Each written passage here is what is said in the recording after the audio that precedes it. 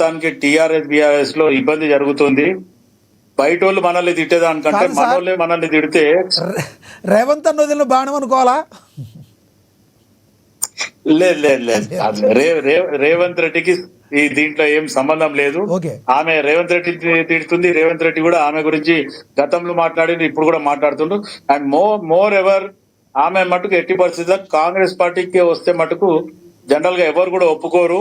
ఎందుకు ఈ మాట వాటి గురించి మాట్లాడాలంటే మనం వెతుక్కోవాల్సి వస్తుంది. వీడియోలు ఎక్కడో ఒక దగ్గర ఏదో తేడా కొడుతున్నట్టు ఏమైనా ఉందా అంటే మొత్తానికి బీఆర్ఎస్ నుంచి ఆస్తి పంపకాల కిరికిరిలో నన్ను నాకు ఇవ్వలేదు, నన్ను మోసం చేసిండ్రు అనే రకంగా ఫస్ట్ అక్కడ వాళ్ళ మధ్యన గొడవ.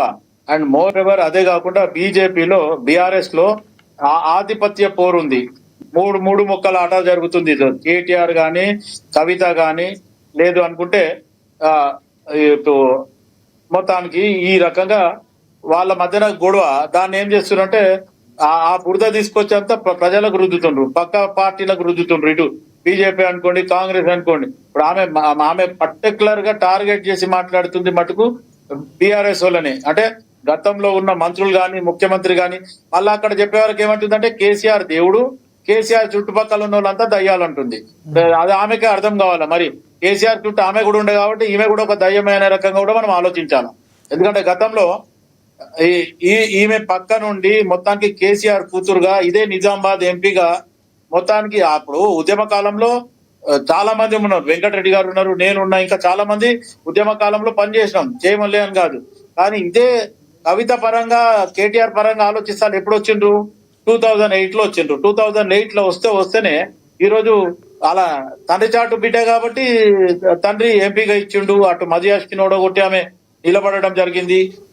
అప్పట్లో ఉన్న టిఆర్ఎస్ తెలంగాణ రాష్ట్ర సమితి ఏదైతే ఇప్పుడు ఇచ్చిందేమో కాంగ్రెస్ పార్టీ, మొత్తానికి అటు కాంగ్రెస్ పార్టీ ఇచ్చిన తర్వాత మొత్తం ఫ్యామిలీ అంతా పోయి సోనియా గాంధీ గారు కాళ్ళ మీద పడ్డారు.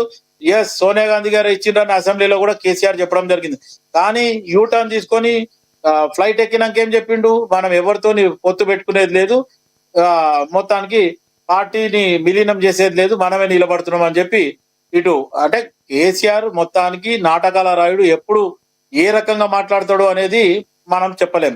ఇదే కేసీఆర్ గతంలో కూడా చెప్పిండు తెలంగాణ ఉద్యమం కాలంలో, తెలంగాణ వాళ్ళ జాగో ఆంధ్ర వాళ్ళ బాగో అన్నాడు. మళ్ళా తర్వాత అదే కూకుట్పల్లి ఎలక్షన్స్ కి వచ్చినప్పుడు ఏమన్నాడు? మీ అరికాలకు ముళ్ళు జరిగినా పుచ్చుకున్నా నా పండ్లతో తీస్తా అని చెప్పిండు. అంటే ఏ టైంలో ఆయన ఎప్పుడు మాట్లాడతాడు, ఏ రకంగా మాట్లాడతాడు, ఎప్పుడు ఏం మాట్లాడతాడు అనేది తెలియదు. కేసీఆర్ లాగానే ఈరోజు కవిత కూడా అదే దిశగా మాట్లాడుతుంది. ఈ రోజు బహుశా ఇంతకుముందు వెంకటరెడ్డి గారు అన్నట్టు నేను కూడా దానితో ఏకీభవిస్తా.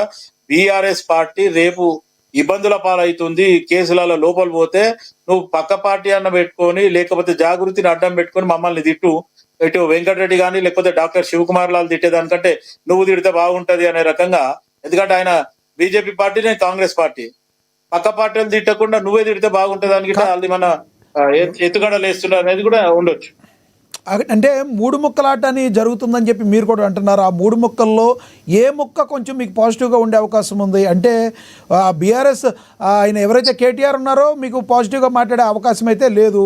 ఇక హరీష్ రావు గారు అంటారా ఎప్పుడు ఆ పార్టీ వదులుతారా, బీజేపీకి వెళ్ళిపోతున్నారని బాహాటంగానే చాలామంది మాట్లాడుతున్నారు. ఆ రెండు ముక్కలు లేకపోతే ఆ మూడో ముక్కే మీతో ఏమైనా కలిసే అవకాశం ఉందంటారా? పార్టీలో అయితే చేర్చుకోరు, కానీ పార్టీ ఆవిడ స్థాపించిన తర్వాత మీతో కలుసుకుని ముందుకెళ్ళే అవకాశం ఏమైనా ఉందంటారా?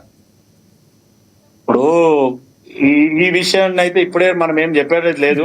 ఇప్పుడు ఆమె షర్మిల లాగా షైన్ అవుతుందా లేకపోతే షైన్ కాదా, ప్రజలు ఆమెని ఆకర్షిస్తారా తిరస్కరిస్తారా, ఇవి కూడా మనం ఆలోచించాల్సి వస్తుంది. ఎందుకంటే పార్టీ ఏమంటారు కదా, ఆలు లేదు సూలు లేదు కొడుకు పేరు సోమలింగం అన్నట్టు ఇంకా ఆమె పార్టీ పెడతా అంటుంది. ఆమె పెట్టిన తర్వాత అప్పుడు ఆమె స్టాండ్ ఏంది?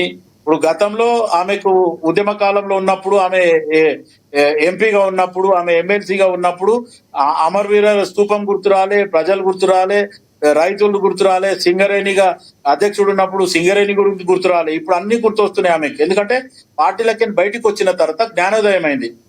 మన దగ్గర తెలంగాణ ఒక సామెత ఉంటది, లక్ష్మణ గారు, పొగడు తెచ్చినాక ముండ బుద్ధిమంతురాలు అవుతుందంట. అట్లా ఈమె పార్టీలకే బహిష్కరించినాక, పార్టీలకే సస్పెండ్ చేసినాక ఈమె మొత్తానికి తెలివిపరురాలు అయిపోయింది ఈమె.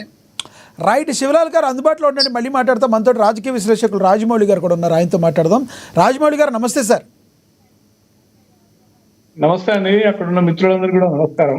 రాజమౌళి గారు, కవిత గారితో ఒక బైట్ ప్లే అవుద్ది, చూద్దాం సార్. అంటే కాంగ్రెస్ ప్రభుత్వం వచ్చినప్పటి నుంచి ఇప్పటి వరకు ఇన్ని మున్సిపాలిటీలు ఉంటే, ఇప్పుడు ఎన్నికలకు పోతున్నాయి 116 మున్సిపాలిటీలు, 7 కార్పొరేషన్లు ఉంటే, కేవలం ఒకే ఒక్క మున్సిపాలిటీకి అండర్ గ్రౌండ్ నిధులు మంజూరైనవి. గెస్ చేయండి ఏ మున్సిపాలిటీ అయి ఉంటుంది అది? ముఖ్యమంత్రి గారికి గుంటనక్క గారికి ఉన్న సంబంధంతో కేవలం సిద్దిపేటకు మాత్రం అండర్ గ్రౌండ్ డ్రైనేజ్ మంజూరైంది. అంటే ఏందన్నట్టు ఇది కాంగ్రెస్ ప్రభుత్వం ఉన్నా వారికే పనులు అవుతాయి, బీఆర్ఎస్ ప్రభుత్వం ఉన్నా వారికే పనులు అవుతాయి. చాలా వెరైటీగా ఉంది ఇది. నేను ప్రజలకు తెలవాలని చెప్తా ఉన్నా. సరే, సిద్దిపేటలో ఎన్నికలు లేవులే కానీ మంజూరు మాత్రం ఆ ఒకటే చోట అయింది. దీని సంగతి ఏందో, దీని ఆంతర్యం ఏందో మరి ముఖ్యమంత్రి గారే మనకు చెప్పాలి.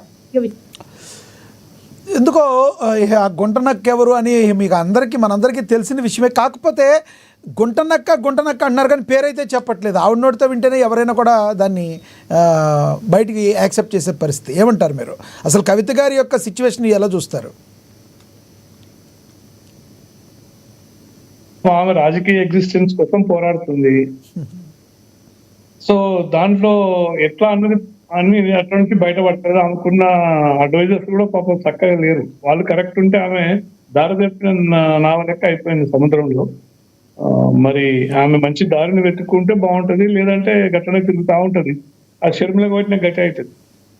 సో ఆమె ఇప్పటికైనా నిజాయితీగా తను చేసిన తప్పులను ఒప్పుకుంటే బాగుంటది, లేదంటే ప్రజలు తిరస్కరిస్తారు. కానీ ఒక్కటి మాత్రం నిజం, ఇక్కడ ప్రతి మనిషి ఏదో ఒక దగ్గర రియలైజ్ అయిపోతుంది. ఇప్పుడు మనమే తీసుకున్నాం ఎగ్జాంపుల్, నరకం ఎక్కడ ఉంటుందని చెప్పేసి అంటారు. ఇంతకుముందు మనం చేసిన పాపాలని అవన్నీ కూడా ఇక్కడ అనుభవించుకోవాలి. అది ఇప్పటికైనా షర్మిల గారు కనుక నిజంగా తెలంగాణ అయితే రాజకీయ అస్థిరత్వాన్ని బాగా ఇది ఉంది ఇక్కడ. సరైన నాయకత్వం లేకపోవడం, ఎవరు గతి లేకుండా మన రేవంత్ రెడ్డి గారు సీఎం కావడం.